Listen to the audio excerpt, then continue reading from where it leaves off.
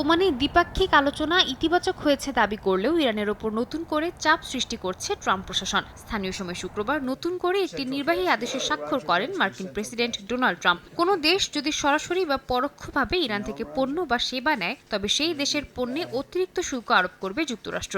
আদেশে হার উল্লেখ না থাকলেও উদাহরণ হিসেবে 25% শুল্কের কথা বলা হয়েছে। হোয়াইট হাউস জানায় এটি ইরানকে ঘিরে চলমান জাতীয় জরুরি অবস্থায় প্রতিফলন। পরিস্থিতি বদলালে আদেশ সংশোধনের সুযোগও রাখা হয়েছে।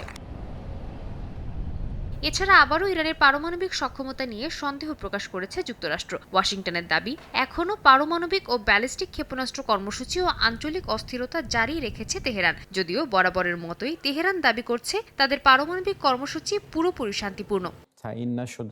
এদিকে আল জাজিরাকে দেওয়া সাক্ষাৎকারে ইরানের পররাষ্ট্রমন্ত্রী আব্বাস আরাকচি স্পষ্ট করে বলেন, ইউরেনিয়াম সমৃদ্ধকরণ বন্ধ করতে রাজি না পেজিশকিয়ান প্রশাসন। ক্লিংকার বেশি থাকলে সিমেন্ট বেশি খাঁটি। আনোয়ার সিমেন্ট।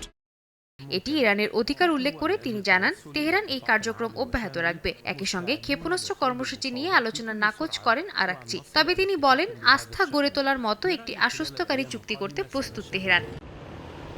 একই সাক্ষাৎকারে আরাকচি হুঁশিয়ারি দেন, যুক্তরাষ্ট্র হামলা চালালে মধ্যপ্রাচ্যে থাকা মার্কিন ঘাঁটিতে পাল্টা আঘাত হানবে ইরান। তার ভাষায়, ওয়াশিংটনের প্রতি তাদের অবিশ্বাস এখনও কাটেনি। ওমানের মধ্যস্থতাকারীরা আলোচনাকে গুরুত্বপূর্ণ সূচনা বললেও পরবর্তী দফার নির্দিষ্ট তারিখ এখনও ঠিক হয়নি। বিশ্লেষকদের মতে, নিষেধাজ্ঞা, শুল্ক ও সামরিক হুমকির ছায়া এই সংলাপ কতটা এগোবে সেটিই এখন মূল প্রশ্ন।